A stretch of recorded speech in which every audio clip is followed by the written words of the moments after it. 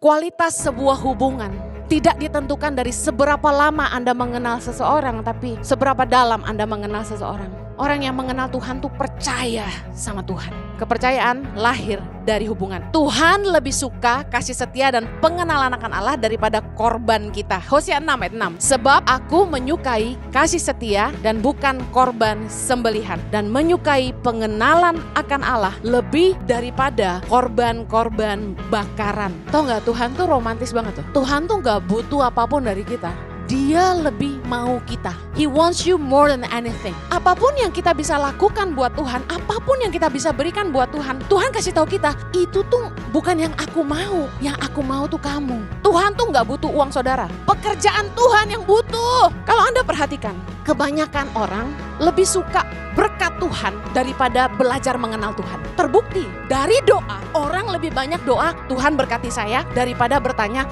Tuhan apa yang kau mau dengan hidupku.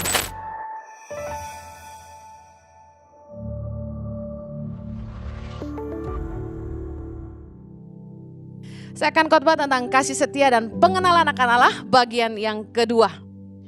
Tuhan lebih suka kasih setia dan pengenalan akan Allah daripada korban kita. Hosea 6 ayat 6, kita baca sama-sama. Sebab aku menyukai kasih setia dan bukan korban sembelihan. Dan menyukai pengenalan akan Allah lebih daripada korban-korban bakaran.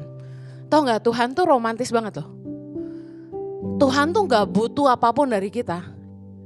Dia lebih mau kita. He wants you more than anything. Kalau Anda punya istri atau suami yang mengasihi karena sesuatu, mengasihi Anda karena sesuatu, Anda sedih gak kira-kira? Ya, dia nikah sama gue karena punya kepentingan. Tapi bayangkan gini ya, dikatakan aku menyukai kasih setia dan bukan korban sembelihan.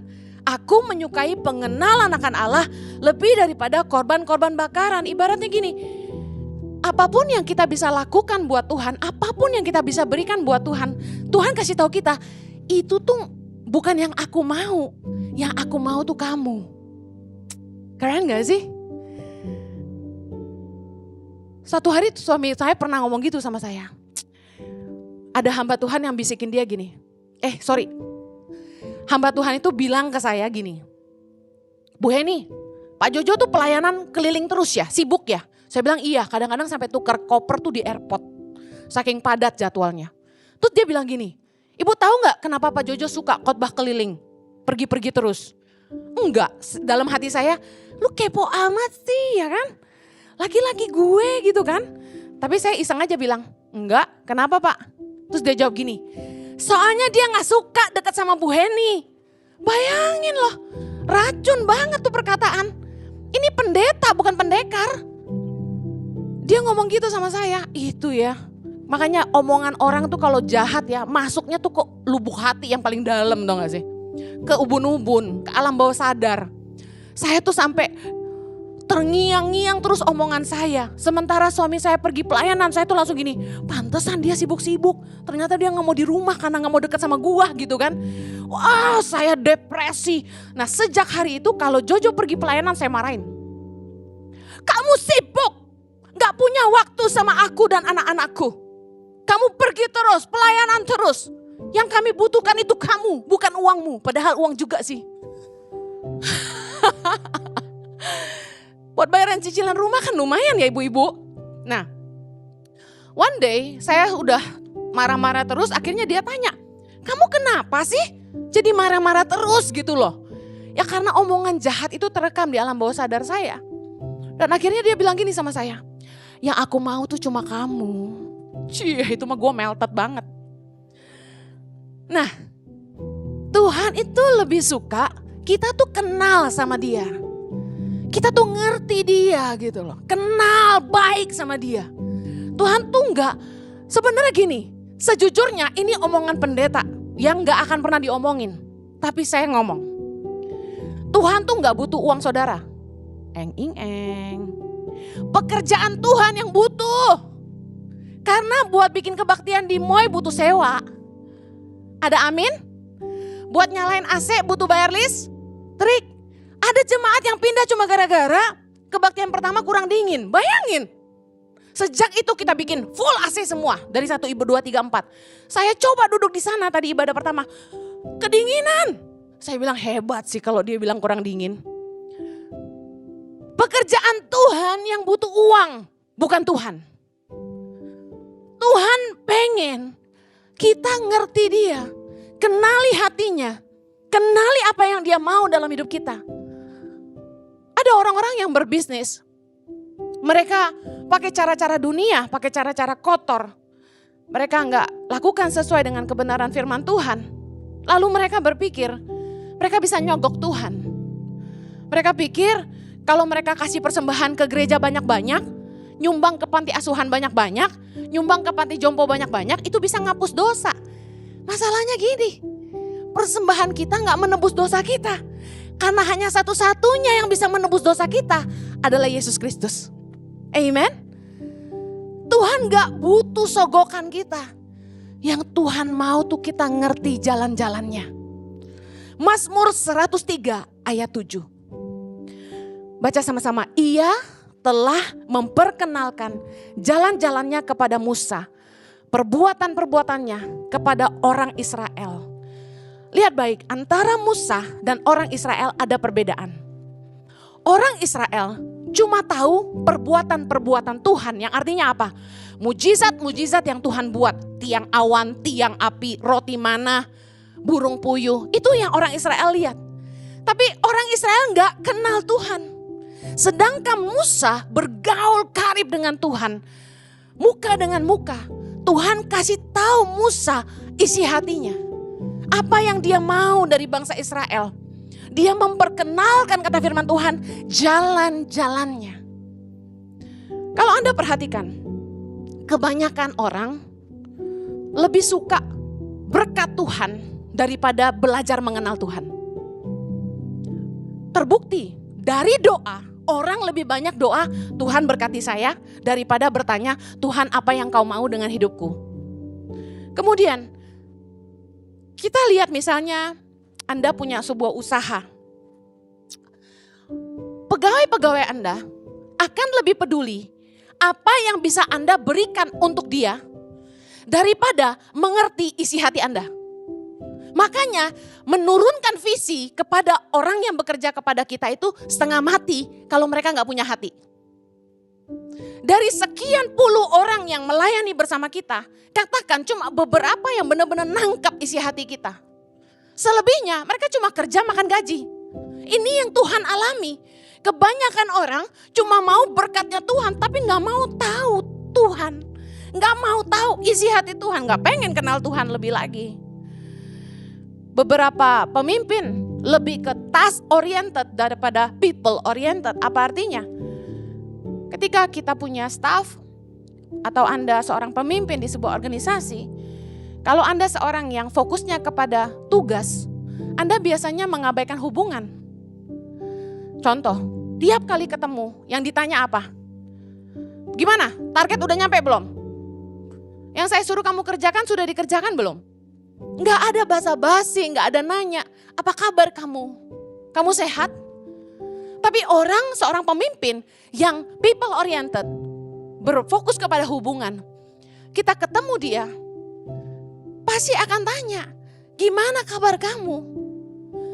Gimana anak kamu? Udah umur berapa? Kamu tinggal di mana sekarang? Bisa bedanya? Nah, seringkali kita sama Tuhan kayak gitu. Task oriented. Berkati aku dong Tuhan supaya usahaku lancar. Berkati aku dong biar dapat jodoh yang mapan gitu misalnya. Kita lebih fokus kepada perbuatan-perbuatan Tuhan daripada mengenal jalan-jalan Tuhan. Selama Tuhan memberkati ya bodo amat deh. Ada istri-istri yang bilang sama saya gak peduli suami saya bikin apa. Yang penting dia nafkain saya. Wow. Saya gak peduli suami saya bikin apa, yang penting nafkain saya. Kebanyakan mental manusia kayak gini. Emang gue pikirin Tuhan mau apa? Emang gue pikirin Tuhan bilang apa? Yang penting gue ke gereja hari Minggu ngantuk-ngantuk dikit. Yang penting berkat lancar-lancar, it's enough. Well, Tuhan mau kita belajar kenal Tuhan. Orang yang mengenal Tuhan pasti ngerti jalan-jalan Tuhan. Pasti peka sama hal-hal yang gak berkenan sama Tuhan. Dan orang yang mengenal Tuhan pasti percaya sama Tuhan. Saya akan bahas satu-satu. Kualitas sebuah hubungan tidak ditentukan dari seberapa lama Anda mengenal seseorang, tapi seberapa dalam Anda mengenal seseorang. Kita boleh punya teman lama yang mungkin udah temenan sama kita 20 tahun, tapi belum tentu percakapannya dalam. Anda nggak tahu dia hobinya apa yang jadi alergi dia. Tapi ada orang yang Anda baru aja deket sama dia, tapi terasa sangat akrab dan seperti sudah kenal lama gitu. Anda tahu apa yang dia suka, apa yang dia gak suka, dia sensitif atau bagaimana, Anda tahu persis padahal belum lama kenal. Kualitas suatu hubungan ditentukan dari kedalamannya, bukan berapa lamanya. Nah, orang yang mengenal Tuhan gak menjamin Anda Kristen udah dari orok. Anda mungkin sudah ke gereja udah 30 tahun, 40 tahun, 15 tahun. Doesn't guarantee you know your God. Ada orang yang mungkin baru lahir baru, tapi dia intim sama Tuhan, dia ngerti hatinya Tuhan. Hosea 4 ayat 6 berkata gini, umatku binasa karena tidak mengenal Allah. Wow, orang yang gak mengenal Allah akan binasa. Kenapa? Karena kalau kita gak mengenal Tuhan sungguh-sungguh, kita gak akan tahu jalan-jalan Tuhan. Akhirnya gak heran kita salah jalan. Banyak saudara yang rindu untuk mengenal Tuhan lebih lagi dalam hidupmu. Gimana caranya? Kalau Anda mau PDKT sama seseorang di zaman sekarang ini, apa yang Anda lakukan? Kepoin sosmednya, betul? Kepoin. Ih, si Bu Heni sukanya pakai baju gini loh. Ih, rambutnya baru lagi gitu kan ya. Kita kalau udah PDKT naksir cowok atau cewek, kita lihat sampai digedein gini. Sampai digedein. Ih, kumisnya lucu gitu kan? Ya Tasya. Kita kalau memang pengen mengenal Tuhan, kepoin firman-Nya. Dengar firman Tuhan banyak-banyak, baca Alkitab. Anda pengen tahu gak cara Yesus merespon sama orang? Anda pengen tahu gak cara pikirnya Tuhan? Anda cuma bisa dapat itu kalau Anda baca firman. Saya paling suka baca perkataan Tuhan Yesus. Kalau buka Alkitab Perjanjian Baru, Matius sampai Yohanes, saya tuh buka, tuh saya lihat baik-baik yang huruf merah. Di Alkitab kan dimerahin tuh ya. Saya ngelihat gitu, saya perhatiin. Contoh nih, saya penasaran. Kenapa sih Yesus capek, lapar, tapi dia selalu mau nolong orang? Karena dia punya belas kasihan yang tinggi. Yesus punya belas kasihan yang luar biasa. Saya pelajarin, apa sih yang dia lakukan ketika orang Farisi begitu menyebalkan gitu kan. Yesus menghindar. Ketika Yesus tegur dengan keras. Yesus tuh gak punya kemunafikan sama sekali, keren gak? Dan saya heran kenapa Yesus bergaul paling banyak sama orang susah dan orang berdosa. Saya pelajari, seneng gitu loh. Nah kalau Anda pengen belajar mengenal Tuhan, gak ada cara lain. Anda harus belajar cara pikir Tuhan dengan membaca firman. Dan Anda melihat respon Yesus terhadap orang-orang dari baca firman. Dengar khotbah menolong, yes. Tapi belum tentu Anda ngerti firman kalau Anda gak baca. Jadi contohnya saya khotbah gini. Saya diprotes karena beberapa orang ngekat khotbah saya tanpa ayat. Jadi mereka bilang saya motivator. Ya ngekat sih gak pakai ayat gitu kan ya. Tapi ketika kita baca ayat, harusnya Anda benar-benar baca. Karena itu jauh lebih penting daripada semua omongan saya. Waktu kita baca firman, saya selalu sengaja taruh ayat banyak-banyak. Soalnya saya tahu di rumah Anda malas baca. Benar gak? Ada yang ngomong sama saya gini, Bu Heni saya minta Alkitab dong supaya saya bisa cepat tidur katanya. Karena kalau baca Alkitab katanya jadi ngantuk. Aduh luar biasa. Ya gak apa-apa deh saya kasih. Kalau kita pengen mengenal Tuhan lebih lagi, seperti kita kepoin sosmednya orang yang kita pengen PDKT, baca firman. Yang kedua, kita akan berusaha cari kontak orang itu. Wah orang datangin saya, Bu Heni boleh minta nomor handphonenya. Saya gak kasih lah. Saya sampai gak mau angkat telepon lagi. Malam-malam orang bisa telepon saya, Bu Heni, saya bisa konseling. Saya gak mau angkat telepon saya lagi. Saya tulis di status WhatsApp, no phone, WhatsApp only. Tetap orang telepon. Jadi kalau Anda sampai ditelepon sama saya berarti itu emergency. Kita kalau orang pengen dekat sama kita atau dia naksir cewek pasti, bro, lu kenal bro, minta kontaknya dong. Anda mau bangun komunikasi. Jadi kalau Anda pengen dekat sama Tuhan, di waktu-waktu doa Anda, nggak bisa enggak Anda belajar komunikasi sama Tuhan. Tapi sayangnya orang kekristenan itu bantetnya adalah gini. Ketika berkomunikasi dalam doa dengan Tuhan, mereka cuma menyampaikan permohonan doa tapi nggak tanya sama Tuhan apa yang Tuhan mau ngomong sama saya. Nah, yang saya ajarin minggu-minggu lalu adalah waktu sunyi, waktu tenang adalah ini. Waktu kita doa, di kamar mandi kayak, di mobil kayak, di motor kayak, di bajai kayak, dimanapun. Di kereta apalagi, di pesawat apalagi. Tutup mata dan bilang gini, Tuhan terima kasih. Thank you Lord. Speak to me Lord. Bicara buat aku Tuhan. Sampaikan isi hatimu Tuhan. Sampaikan apa yang Tuhan mau. Please speak to me Lord. Minta Tuhan bicara. Mungkin satu kali Tuhan belum ngomong karena Anda belum biasa. Tapi besok-besok Tuhan pasti ngomong. Saya yakin. Kenapa? Bu Heni bolak-balik bilang Bu Heni bisa dengar Tuhan ngomong apa. Karena biasa. Bangun hubungan sama Tuhan. Kenali sifat Tuhan. Apa sih yang Tuhan gak suka? Apa sih yang bikin Tuhan marah? Orang kalau dekat sama kita, orang itu bisa menebak. Pasti Ciheni gak suka ini, gitu.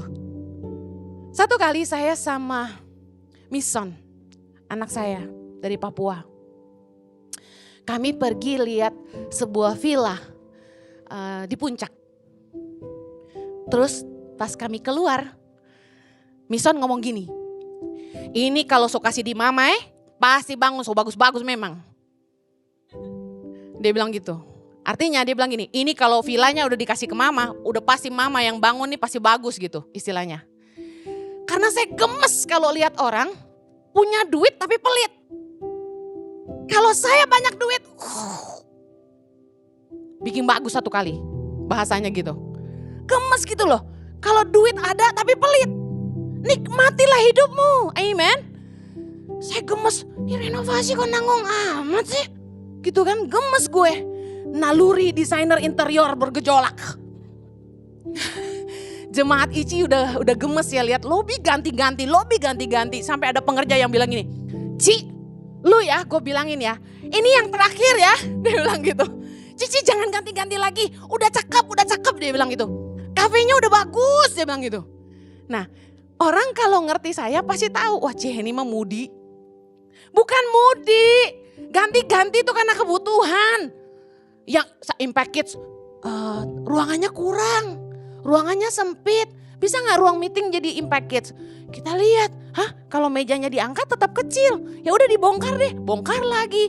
Yang impact teens sama youth, auditoriumnya kesempitan, kurang gede. Anak muda kan tahu sendiri kalau udah ibadah, gempa bumi. Ya kita terpaksa ruangan baby dijebol. Jadi bukan maunya saya. Nih anak-anak nih banyak mau. Iya benar deh. Gue terus yang disalahin. Tapi kalau kafe itu saya. Karena alasannya apa lagi? OB-OB gak bisa ada tempat makan. Kasihan kan? Cleaner-cleaner gereja mau makan masa duduk di toilet? Atau duduk di ruang menyusui kan gak bisa. Jadi saya bikinlah pantry kecil di samping kafe supaya mereka bisa makan. Nah orang kalau kenal baik sama saya, mereka ngerti niat hati saya. Tapi karena orang gak kenal baik, mereka akan berasumsi. Bahaya sekali ketika kita berasumsi tentang Tuhan tanpa ngerti sifat Tuhan. Orang yang kenal Tuhan pasti ngerti jalan-jalan Tuhan. Saya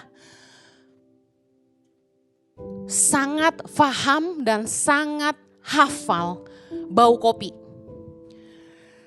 Saya bisa bedain kopi asli dari biji dan kopi instan. Waktu kami naik pesawat, satu kali pramugarinya kasih saya kopi, saya langsung gini, Nescafe. Suami saya bilang gini, wih kok tahu kamu? Baunya beda, saya bilang. Kenapa saya bisa hafal bau kopi? Karena dari umur 6 tahun saya minum kopi hitam. 6 tahun bayangin. Anda mau tahu cara minum kopi yang asik? Telur setengah matang, dituang di gelas, campurin kopi hitam tanpa gula, dikocok. Enak banget. Ini intermezzo. Nah, saya karena biasa minum kopi asli, tiap pagi saya minum dari biji kopi asli, di grinder, jadi kopi fresh, espresso, 3 shots every morning. Jadi, saya hafal rasa kopi asli. Ketika saya dikasih kopi instan, saya langsung tahu, ini kapal api. Kok dia bilang, kok ibu tahu? Iyalah ada rasa jagungnya. Ah masa ada jagungnya? Iya pokoknya kalian gak ngerti, saya tahu ini kopi jagung. Karena sudah biasa. Kalau Anda biasa bergaul dengan Tuhan, Anda biasa baca firman, Anda biasa dengar firman Tuhan. Apa yang jadi pikiran Tuhan, apa yang jadi isi hati Tuhan tuh tumpah ke dirimu. Anda akan cepat mengenali ketika ada sesuatu yang salah. Ketika ini nih gak bener nih. Ini kayaknya dosa nih. Kayaknya Tuhan gak berkenan deh gitu. Anda cepat menciumnya karena Anda biasa hidup dalam jalan-jalan Tuhan. Orang yang kenal Tuhan pasti tahu jalan-jalan Tuhan. Dan dia langsung tahu begitu. Oh ini gak benar. Contoh. Orang tuh selingkuh. Enggak tiba-tiba. Semua dimulai dari kata-kata. Satu kali. Ada cowok WA saya. Bilang gini. Aku tuh suka loh sama kamu. Kamu tuh cantik deh. Kalau saya nggak niat selingkuh, saya langsung thank you, cut, kelar, ngerti? Tapi kalau orang lanjutin, ah masa sih? Yang bener, cantik banget gitu. Aku juga sebenarnya suka sih sama kamu. Wah lanjut. Ini sebenarnya nih orang tahu nggak ini selingkuh? Tahu. Kalau Anda biasa hidup kudus, Anda tahu jalan-jalan Tuhan, Anda peka ketika ini dosa, ini nggak kudus. Tapi masalahnya kita suka kompromi sama dosa. Makanya umatku binasa karena tidak mengenal Allah. Soal menghidupi kehendak Tuhan. Orang kalau ngerti isi hati Tuhan, dia akan hidup tajam. Mengerjakan yang kehendak Tuhan. Seperti ketika Tuhan memanggil saya usia 28 untuk mengerjakan tangan pengharapan. Saya jalan terus sampai hari ini tajam. Tangan pengharapan makin besar. Kenapa saya tajam? Karena saya ngerti kehendak Tuhan. Nah kebanyakan ketika orang pengen punya hubungan baik sama kita. Mereka pikir untuk deketin kita, mereka akan kasih kita hadiah. Tanpa berusaha mengenal kita terlebih dahulu. Itu biasa. Saya kasih contoh. Orang kan banyak kasih saya makanan nih ceritanya. Sejak jadi gembala saya kebanjiran makanan. Makasih loh. Tapi semua saya bagi-bagi. Satu kali ada yang kirimin ke rumah kepiting 3 kotak. Itu dahsyat tau gak sih? Kepiting kan mahal bener gak? Satu box itu kurang lebih 2 ekor. Dimasak dalam 3 masakan berbeda. Oh sedap banget ya kan, pasti gitu kan. Tapi masalahnya saya alergi kepiting. Saya cuma gigit jari lihat tuh kepiting gemuk-gemuk. Ada telurnya. Saya doyan kepiting tapi saya alergi kepiting. Kalau Anda ngerti, orang itu berniat baik, dia kasih yang terbaik buat saya. Bisa paham ya? Tapi dia gak kenal saya. Dia nggak kenal, dia nggak tahu bahwa saya alergi kepiting. Murah hati banget gak sih? Murah hati. Baik banget gak? Baik banget. Tapi gak bisa dimakan. Matius 7 ayat 21 sampai 23. Kata Felix, kenapa gak kasih saya kak gitu ya. Matius 7 ayat 21. Bukan setiap orang yang berseru kepadaku Tuhan, Tuhan akan masuk ke dalam kerajaan sorga. Melainkan dia yang melakukan kehendak Bapakku yang di sorga. Pada hari terakhir banyak orang akan berseru kepadaku. Tuhan, Tuhan, bukankah kami bernubuat demi namamu? Mengusir setan demi namamu. Dan mengadakan banyak mujizat demi namamu juga. Baca 23. Pada waktu itulah aku akan berterus terang kepada mereka dan berkata, aku tidak pernah mengenal kamu. Enyahlah daripadaku, kamu sekalian pembuat kejahatan. Kalau Anda baca ini, Anda bingung gak? Kenapa? Bernubuat, ngusir setan, nyembuhin orang sakit, Tuhan marah. Yesus bilang, aku tidak pernah mengenal kamu. Enyahlah daripadaku, kamu sekalian pembuat kejahatan. Lalu pertanyaannya, dengan kuasa apa mereka ngusir setan? Dengan kuasa apa mereka bernubuat? Dengan kuasa apa mereka menyembuhkan? Kok Yesus gak kenal mereka?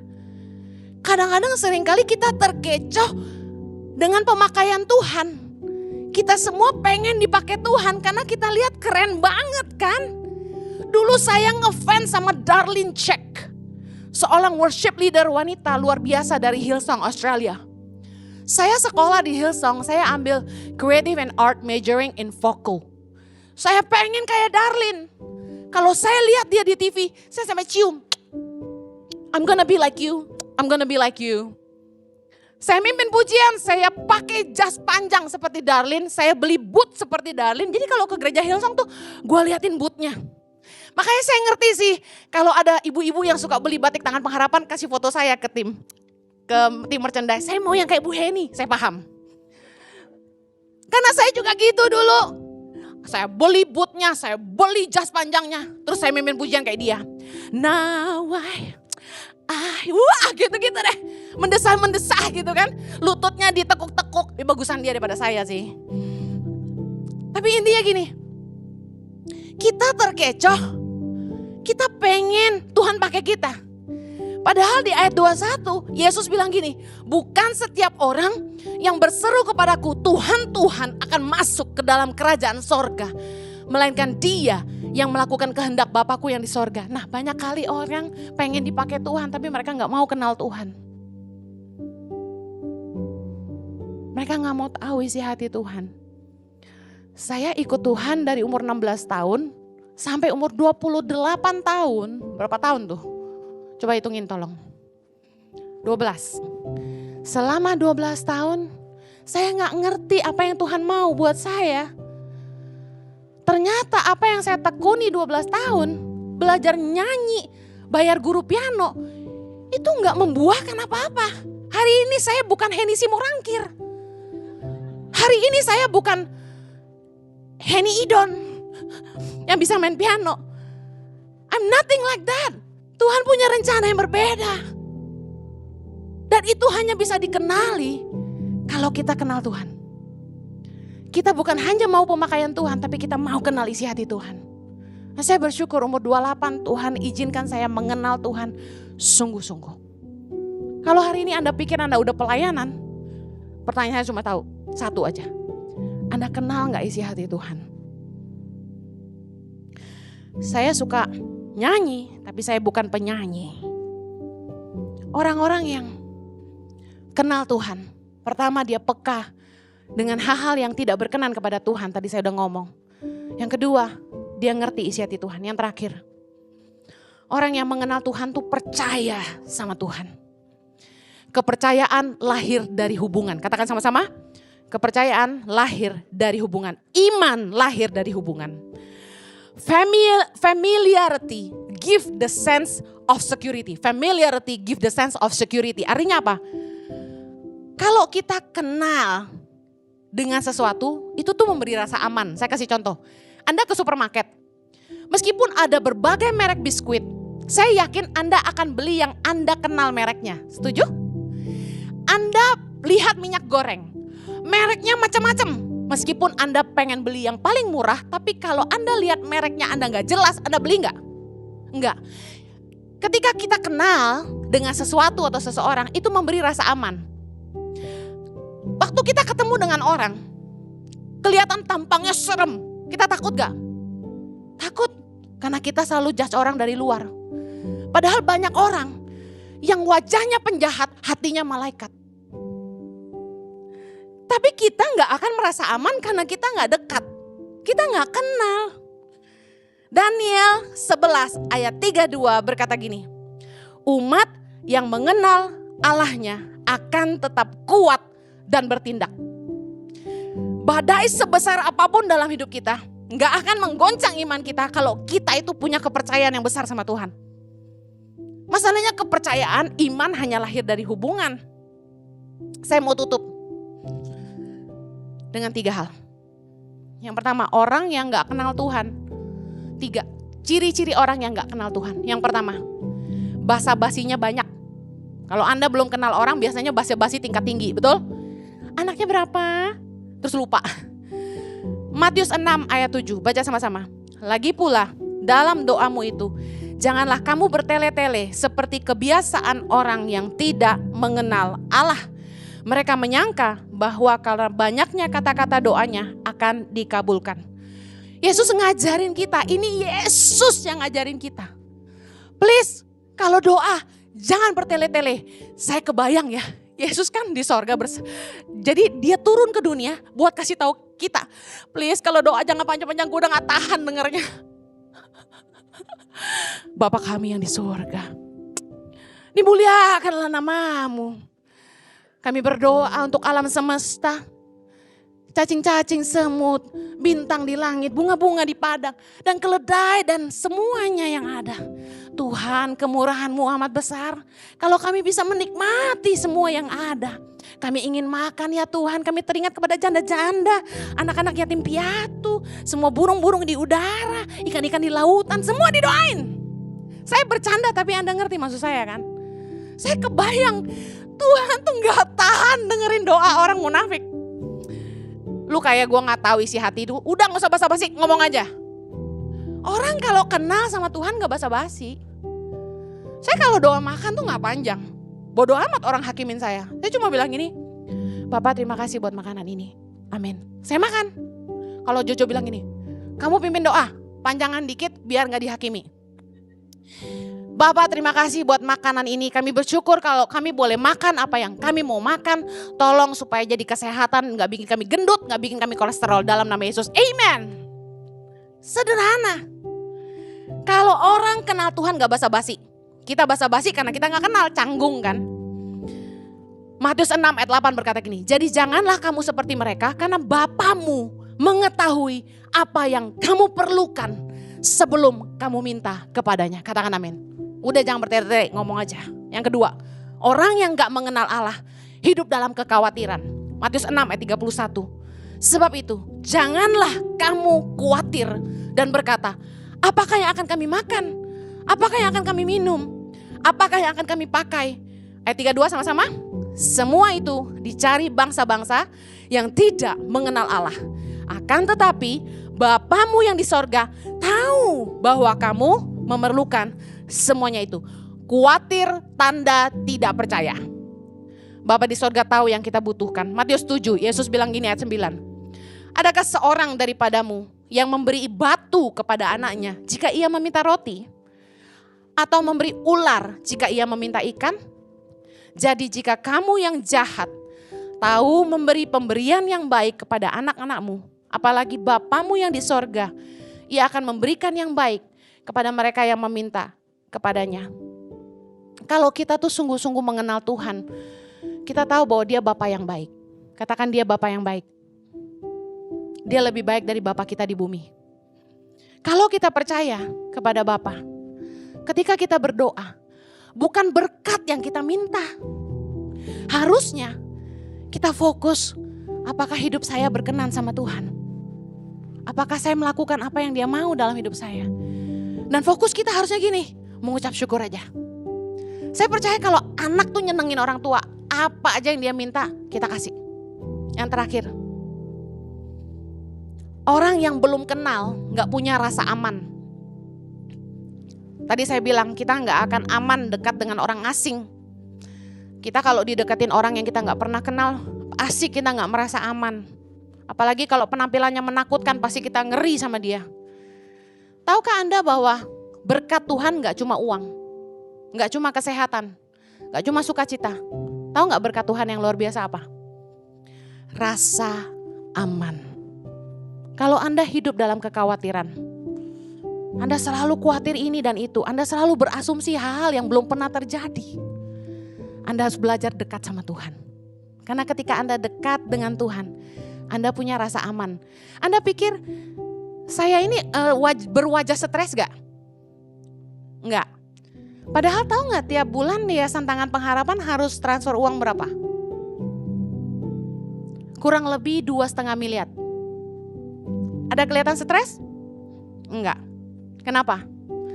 Saya sudah sampai di titik pasrah. Saya sudah sampai di titik terlalu percaya bahwa Allahku sanggup mencukupi segala kebutuhanku menurut kekayaan dan kemuliaannya. Amen. Buat saya, apapun yang Tuhan mau lakukan dalam hidup saya, bukan karena saya, tapi karena Dia punya kepentingan lewat hidup saya. Kita cuma boleh berserah. Kalau ada di antara Anda yang suka susah tidur, ada di sini yang susah tidur? Yang tidur suka begadang, susah banget tidur, susah terlelap. Kalau tidur gak bisa nyenyak, ada? Harus minum obat tidur, ya beberapa saya lihat tangannya. Ayat terakhir dari saya, Mazmur 127 ayat kedua. Sia-sialah kamu bangun pagi-pagi dan duduk-duduk sampai jauh malam dan makan roti yang diperoleh dengan susah payah. Sebab ia memberikannya kepada yang dicintainya pada waktu tidur. Dalam terjemahan NIV. NIV berkata gini. For he grants sleep to those he love. Tahukah Anda, salah satu berkat Tuhan adalah tidur nyenyak. Saking Anda merasa aman, saking Anda merasa damai, Anda bisa tidur nyenyak. Saya tuh kalau tidur gak pernah mimpi. Kalau mimpi pun lupa. Saya kalau udah hilang. Nyenyak sekali. Itu kasih karunia. Suami saya meskipun cepat tidur, tapi bangun-bangun. Dia pelor banget, hilang. Tapi ntar jam 2 saya lihat dia bangun. Jam 3 baru tidur. Saya tidur mesti bolak-balik, tapi habis itu hilang. Gone, asalkan jangan disentuh. Jangan diganggu, pasti nyenyak. Dengar, kalau Anda hari ini susah tidur, Anda butuh minta kasih karunia Tuhan. Tuhan, kasih saya rasa aman, supaya saya bisa tidur nyenyak. Amin. Saya pengen yang susah tidur, kita doa sama-sama. Saya mau akhiri. Lebih dari semua yang Anda bisa lakukan buat Tuhan, lebih dari semua yang Anda bisa berikan buat Tuhan, Tuhan sangat menginginkan Anda. He loves you and He wants you. Katakan, Tuhan sayang saya.